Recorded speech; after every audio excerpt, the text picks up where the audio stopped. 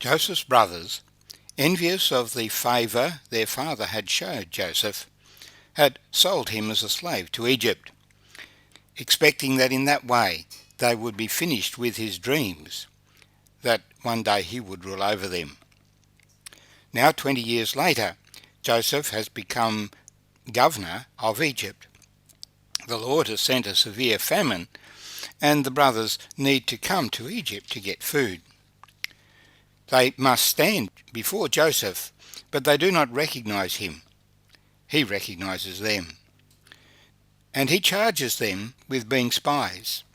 They protest that they are honest men, and he questions them closely about their family and circumstances, since he already knows the truth of these things. They acknowledge their younger brother Benjamin, who is home with their father. Joseph demands that when they return, they must bring Benjamin with them. And when he sends them home, he sends their money back in their bags, but he keeps Simeon in prison. Now the brothers have come back, Benjamin with them, full of fear lest Joseph frame them and they never return home. And their father is full of fear. He has committed his way to God and accepted whatever God brings to pass as a result. Joseph instructs that they should eat with him that day. And we continue reading in Genesis chapter 43. So the man brought the men into Joseph's house and gave them water, and they washed their feet, and he gave their donkeys feed. Then they made the present ready for Joseph's coming at noon, for they heard that they would eat bread there. And when Joseph came home, they brought him the present which was in their hand into the house, and bowed down before him to the earth. Then he asked them about their well-being, and said, "Is your father well, the old man of whom you spoke? Is he still alive?" And they answered, "Your servant our father is in good health. He is still alive." And they bowed their heads down and prostrated themselves. Then he lifted his eyes and saw his brother Benjamin, his mother's son, and said, "Is this your younger brother, of whom you spoke to me?"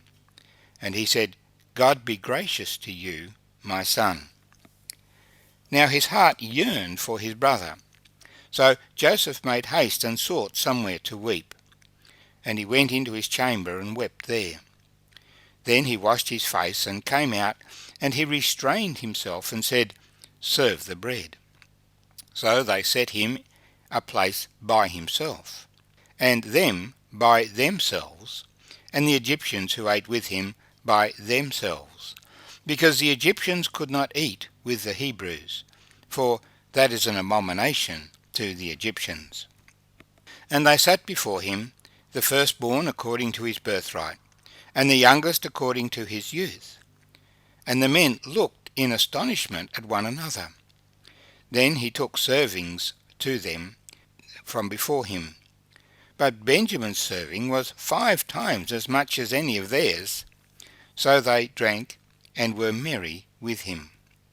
And he commanded the steward of his house, saying, "Fill the men's sacks with food, as much as they can carry, and put each man's money in the mouth of his sack.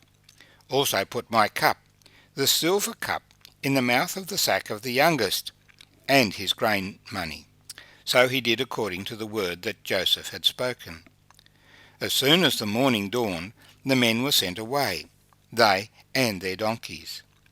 When they had gone out of the city, and were not yet far off, Joseph said to the steward, "Get up, follow the men, and when you overtake them, say to them, 'Why have you repaid evil for good? Is this not one from which my Lord drinks, and with which he indeed practices divination? You have done evil in so doing.' So he overtook them, and he spoke to them these same words.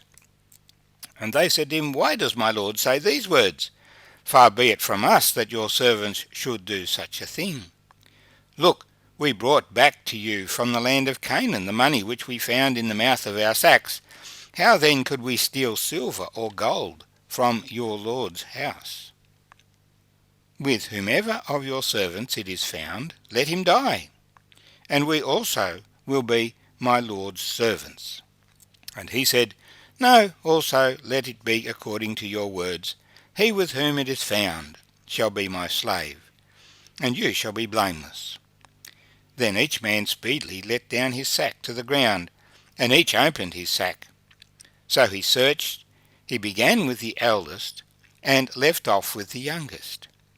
And the cup was found in Benjamin's sack. Then they tore their clothes, and each man loaded his donkey, and returned to the city.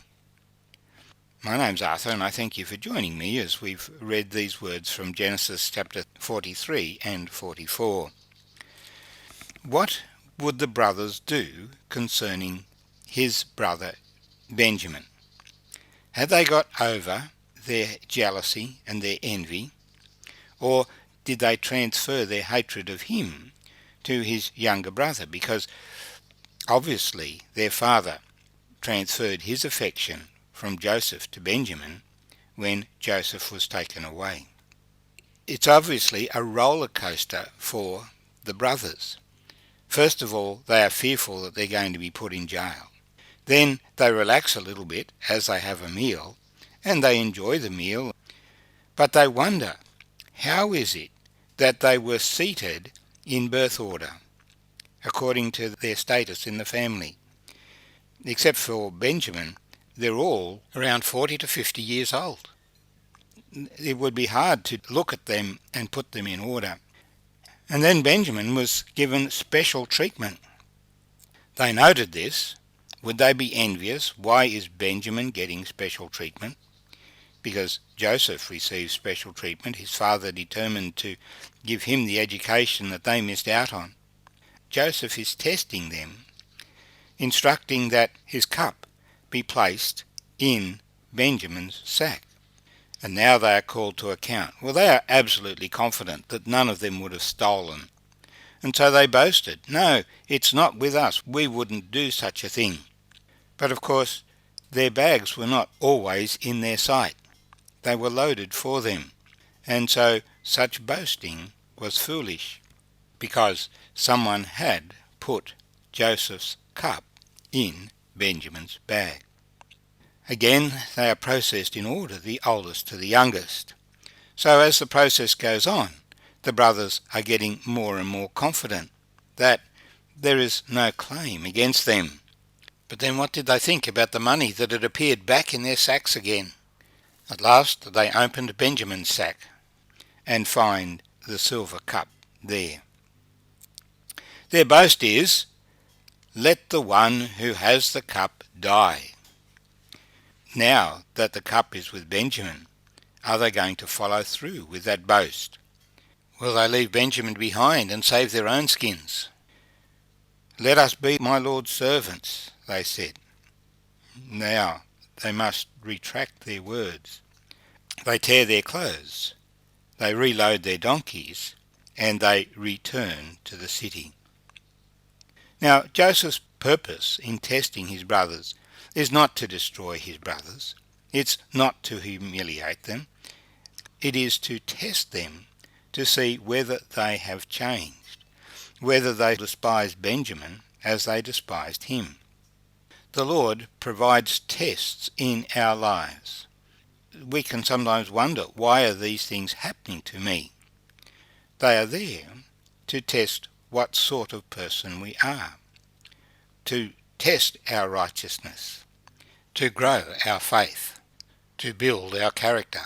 It's easy to say, I am innocent, I am honest, but we need a test of those things. The brothers had said they were honest, but of course they hadn't always been honest. They had lied to their father about Joseph for 20 years. And if you lie in one point of the law, you're guilty of failing the law. It's like a chain with 10 links. The chain is broken if any one of those links is broken. We all boast of our integrity, but in fact we have all failed in something. We have all fallen short of the standard which we aim to achieve. So the brothers return to meet Joseph again and plead for mercy.